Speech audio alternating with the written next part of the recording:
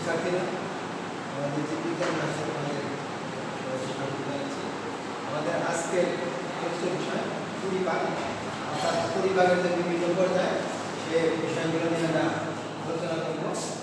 তো আমরা জানি যে পরিপাক হচ্ছে যে জৈব রাসায়নিক প্রক্রিয়া, যে প্রক্রিয়ার মাধ্যমে পৌষ্টিক নারীর অভ্যন্তরে জটিল এবং অগ্রগণীয় এবং অসংখ্য খাদ্য নির্দিষ্ট উৎসেচক এবং এনজাইমের মাধ্যমে সরল এবং শরীরের গ্রহণ উপযোগী উপাদানে পরিণত হয়, সেটাই মূলত পরিপাক ক্রিয়া। তো পরিপাক ক্রিয়া প্রথমত বস্তু সরল অবস্থায় পরিণত হয়, তারপরে সেটা কোষের ভিতরে প্রবেশ করার উপযোগী হয়। তো কি ভাবে কোথায় কোথায় পরিপাক হয় আমরা একটু দেখব। আমাদের মুখ গহ্বর থেকে পরিপাক শুরু হয়, মুখ গহ্বর থেকে পরিপাক শুরু হয় এবং মুখ গহ্বরে আমরা চিবানোর ফলে দাঁত এবং জিহ্বার সাহায্যে খাদ্য চিবানোর ফলে ছোট ছোট টুকরায় পরিণত হয় এবং প্রথমে লালারসের সাথে মিশ্রিত হয় এবং লালারসে কিন্তু এনজাইম থাকে, টায়ারিন বা স্যালাইভারি অ্যামাইলেজ, সেই এনজাইম থাকে যেখানে লেখা হয়েছে এবং এই এনজাইমের মাধ্যমে মুখের ভিতরে শেষ জাতীয় খাদ্য প্রথমে মলজ যে এক ধরনের শর্করা, অর্থাৎ শর্করা এইটাতে পরিণত হয়। তাহলে আমরা দেখতে পাচ্ছি যে মুখ গহ্বরের থেকেই পরিপাক ক্রিয়া শুরু হয় এবং এখানে শুধুমাত্র শেষ শর্করা খাদ্যের পরিপাক হয়, আমিষ এবং স্নেহ জাতীয় পদার্থের কোনো পরিবর্তন বা পরিপাক হয় না। এরপরে মুখ গহ্বর থেকে পেরিস্টালসিস প্রক্রিয়ায় খাদ্যদ্রব্য পাকস্থলীতে প্রবেশ করে এবং তখন পাকস্থলীতে প্রবেশ করার পরে পাকস্থলী সংকুচিত এবং প্রসারিত হয়, এটা মানে নিজস্ব প্রসারণ, অনেক বেশি। তো এই প্রসারণের ফলে খাদ্য তখন আস্তে আস্তে একদম মন্ড বা পেস্টের মতো অবস্থায় পরিণত হয়। তো এরপরে পাকস্থলীতে পরিপাক হয়।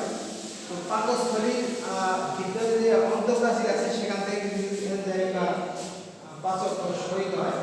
তো এখানে খাদ্য পাকস্থলীতে প্রবেশ করার পরে প্রথমে নির্গত হলো হাইড্রোক্লোরিক অ্যাসিড, প্রথমে বের হলো হাইড্রোক্লোরিক অ্যাসিড এবং এই হাইড্রোক্লোরিক অ্যাসিডে মানে প্রথমে পরিপাকের কাজটা শুরু করে এবং আমরা জানি যে মানুষের যে গ্যাস্ট্রিকের ব্যথা হয় সেটাকে এই অ্যাসিডের কারণে অ্যাসিডিটি বেশি করে এবং অ্যাসিডিটি কমানোর জন্য আমরা ওষুধপত্র দিয়ে থাকি। যাও এই হাইড্রোক্লোরিক অ্যাসিড যে কাজটা করে সেটা হলো এখানে যে এনজাইম আছে নিষ্ক্রিয় পেপসিনোজেন, এটা একটা এনজাইম, এই এনজাইমটাকে সক্রিয় পেপসিনে পরিণত করে, অর্থাৎ কাজ করার মতো। আগে এটা ছিল নিষ্ক্রিয়, মানে কাজ করতে পারতো না। হাইড্রোক্লোরিক অ্যাসিড এটাকে বিক্রিয়া করে সক্রিয় করে দেয়, পেপসিন এনজাইমটাকে সক্রিয় করে দেয়।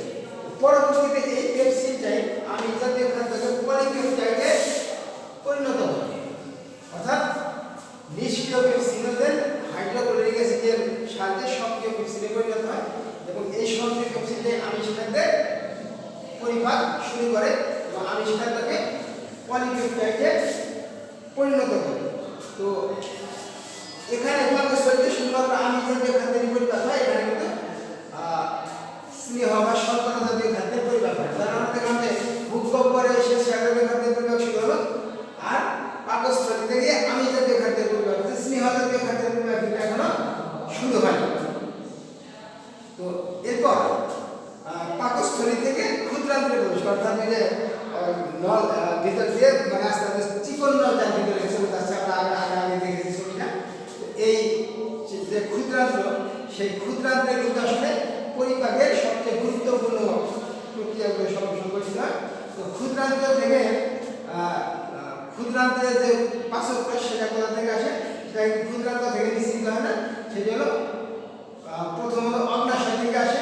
অগ্নাশয় থেকে খারির একটা পাচক রস আসে এবং এটা খাদ্য মধ্যে প্রথমে অম্লীয় প্রশোষণ করে, অর্থাৎ এখান থেকে যে হাইড্রোক্লোরিক অ্যাসিড মিশ্রিত খাদ্যটা পরবর্তীতে যখন আমাদের পাকস্থলী থেকে যখন এরকম ক্ষুদ্রান্ত্রের দিকে গেল এবং এখান থেকে যখন হাইড্রোক্লোরিক অ্যাসিড এখানে আসতে পারে, প্রথমে সেই হাইড্রোক্লোরিক অ্যাসিডের ভাবটাকে প্রশমিত করতে হবে, অর্থাৎ পাকস্থলীতে পরিপাকটা হলো অম্লীয় পরিবেশ। আর এরপরে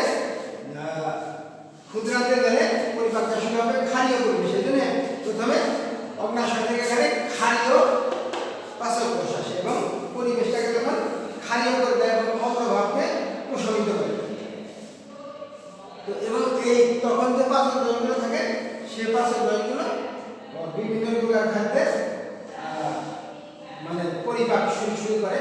তো এবং যকৃৎ থেকে এখানে অগ্নাশয় থেকে খাদ্য আসে এবং যকৃৎ থেকে আরেকটা পাত্র বসা আছে, এগুলোর মিলিত অবস্থায় তখন পরিপাক শুরু হয়। যকৃৎ থেকে যে পিত্ত রস আসে এটা হলো স্নেহ জাতীয় পদার্থকে পরিপাক শুরু করে। আমরা দেখতে পাচ্ছি এখন পর্যন্ত স্নেহ জাতীয় খাদ্যের পরিপাক শুরু হয় এখন, অর্থাৎ ক্ষুদ্রান্তে যাওয়ার পরে স্নেহ জাতীয় পদার্থের পরিপাক শুরু হলো এবং এই স্নেহ জাতীয় পদার্থ এই পিত্ত রসের সাহায্যে লাইপেজ নামক এনজাইম দ্বারা পরিপাক হয়। তো প্রথমে স্নেহ পদার্থকে সাবানের ফেনার মধ্যে ক্ষুদ্র ক্ষুদ্র কণায় পরিণত করে এবং ক্ষুদ্র ক্ষুদ্র কণায় পরিণত করার পরে স্নেহ জাতীয় পদার্থ এই লাইপেজ নামক এনজাইম দ্বারা প্রথমে ফ্যাটি অ্যাসিড এবং গ্লিসারল এই দুইটা নতুন দুইটা উপাদানে পরিণত হয়। তো অগ্নাশয় রসে ট্রিপসিন, অ্যামাইলেজ, লাইপেজ এই তিনটা এনজাইম থাকে। লাইপেজ, ট্রিপসিন এবং অ্যামাইলেজ এই তিনটা থাকে হলো আমাদের ক্ষুদ্রান্তে যে পরিপাক হয় এই তিনটা এনজাইম ক্ষুদ্রান্তে কাজ করে এবং তিন জাতীয় পদার্থের উপর পরিপাক করে। অর্থাৎ লাইপেজ স্নেহ পদার্থের উপরে, ট্রিপসিন পলিপেপটাইড অর্থাৎ আমিষ জাতীয় খাদ্যের পরিপাক হওয়ার পরে সেটার উপরে, আর অ্যামাইলেজ শেষ জাতীয় খাদ্যের উপর তার ক্রিয়া চালায়। তো এখানে স্নেহ পদার্থ তো লাইপেজ এনজাইম ফ্যাটি অ্যাসিড এবং গ্লিসারলে পরিণত হলো। এরপর পলিপেপটাইড মানে যেটা হলো পাকস্থলী থেকে আসছে সেটা পুনরায় ট্রিপসিন এনজাইমের দ্বারা অ্যামাইনো অ্যাসিড এবং সরল পেপটাইডে পরিণত হলো।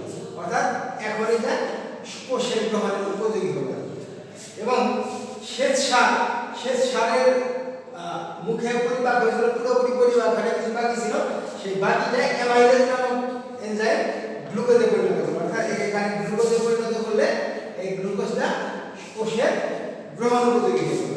অর্থাৎ তাহলে আমরা দেখতে পাচ্ছি যে ক্ষুদ্রান্তের পরিপাকের ফলে যে উপাদানগুলো তৈরি হবে সেগুলো কিন্তু সরাসরি শরীর গ্রহণ করতে পারবে এবং এর আগে কিন্তু গ্রহণের উপযোগিতা ছিল না। কারণ আমরা যেটা দেখতে পাচ্ছি যে মুখে আমাদের শেষ সারের পরিপাক শুরু হলো আর পাকস্থলীতে আমিষ জাতীয় খাদ্য এবং ক্ষুদ্রান্তে গিয়ে তিনটারই সম্পূর্ণ পরিপাক হবে। তার মানে ক্ষুদ্রান্ত পর্যন্ত না গেলে পরে পরিপাক সম্পন্ন হয় না। এখানে একটা বিষয় ধ্যান দেব, সেটা হলো যে শর্করা জাতীয় খাদ্য বা আমিষ জাতীয় খাদ্য বা স্নেহ জাতীয় খাদ্য কোন জাতীয় খাদ্য শরীরে বেশিক্ষণ অবস্থান করে। আমরা দেখতে পাচ্ছি শর্করার পরিমাণ বেশি হয়ে যায় এবং শর্করা জাতীয় খাবার খেলে কিন্তু খুব বেশিক্ষণ পেটের ভিতরে থাকে না। আবার আমিষ জাতীয় খাদ্য তার চেয়ে বেশি সময় অবস্থান করে, কিন্তু স্নেহ জাতীয় খাদ্য কিন্তু ক্ষুদ্রান্তে পরিপাক হয়, অর্থাৎ পাকস্থলীতে কোনো পরিপাক হয় না, অর্থাৎ এই যে শরীরে সবচেয়ে বেশি সময় ধরে অবস্থান করে। এবং আমরা জানি যে স্নেহ জাতীয় পদার্থ শক্তি যোগায় সবচেয়ে বেশি, স্নেহ জাতীয় পদার্থ শক্তি যোগায় সবচেয়ে বেশি। তো এখন এই পরিপাকিত খাদ্যের শোষণ কিভাবে হয়, মানে এটা তো ক্ষুদ্রান্তে থাকবে, তারপরে যে কিভাবে শোষণিত হচ্ছে ওই ক্ষুদ্রান্তের গায়ে তো শোষণযোগ্য এক রকমের এরকম হয় জিনিসটা, যেরকম এগুলা শোষণ করতে পারে, অর্থাৎ এই কণাগুলোকে এগুলা শোষণ করে নিতে পারে। যে এখানে যে উপাদানগুলো তৈরি হলে এগুলা শোষণ করলে আমাদের কিন্তু রক্তের জালিকা আছে, অর্থাৎ এখান থেকে খাদ্য বিশেষ প্রক্রিয়াতে রক্তে প্রবেশ করে এবং এইগুলাকে বলে ভিলাস বা বহুবচন ভিলাই, মানে ভিলাই। এই ভিলাইয়ের মাধ্যমে পরিপাকিত খাদ্য রক্তে প্রবেশ করতে পারে। তো এবং এভাবে রক্তে গিয়ে আমাদের শরীরের যে প্রয়োজনীয় যে কাজকর্ম সেসব করে ফেলতে পারে। তো এরপর ক্ষুদ্রান্তের পরে বৃহদান্ত্রের পরিপাক তেমন একটা হয় না এবং ক্ষুদ্রান্তের পরে অর্থাৎ সর্বশেষ যেটা থাকে বৃহদন্ত্র, সেই বৃহদন্ত্রের পরিপাক হয় এখানে কিছু শোষণ ঘটে, পানি শোষণ ঘটে বা এইসব কিছু ঘটে, এখানে তেমন একটি হয় না। এবং এই বৃহদন্ত্রে যেটা থাকে সেটা হলো শরীর থেকে যে পদার্থ মানে বাইরে বের করতে হবে, সেই পদার্থটা বৃহদান্ত্রে জমা হয়, কাজে এখানে কোনো পরিপাক ঘটে না এবং ওইটাই শরীর থেকে মানে অপ্রয়োজনীয় বা ক্ষতিকর অংশ হিসাবে বের হয়ে আসে। আমরা পরিপাক বিষয় আজকে করলাম, তোমরা এই বিষয়গুলো ভালো করে করবে এবং এখান থেকে প্রশ্ন তৈরি করবে, খুবই ইম্পর্টেন্ট বিষয়। তো